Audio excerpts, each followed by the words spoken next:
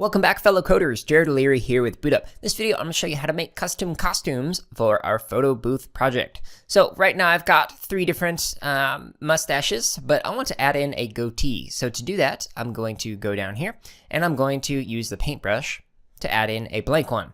Now I can zoom in here and I'm going to use bitmap mode. That'll just allow me to paint pretty easily. And I'm going to simply draw in a little goatee. Something like that. Okay, so actually kind of made Danny look like he's an elephant. That's not what I was going for.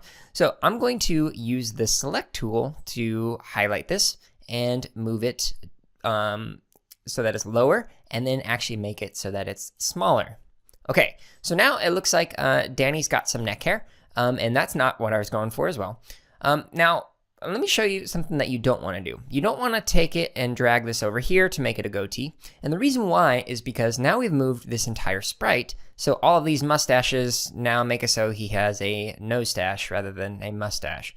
So instead of moving the sprite over here to find the correct position, because you'd have to do that every time you create something new, you want to actually use the select tool down here to find the correct position.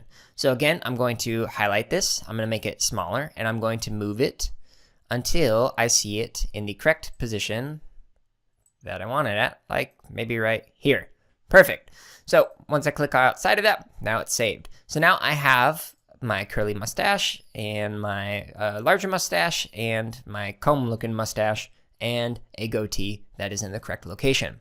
So for any time that you're going to create a custom sprite, you want to just be able to go in and you can paint a new one, or you can change one of the ones that's already on here by duplicating it. And then you're going to reposition it inside this editor rather than right here, because otherwise it'll make all these other ones be in the wrong location. So have some fun with this and experiment with creating some new costumes for your photo booth project. I almost forgot to mention, to bring up Danny on your screen, all you have to do is press the spacebar.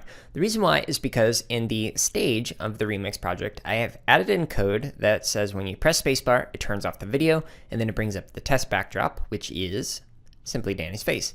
So just hit spacebar, and that's how you can bring Danny on the screen.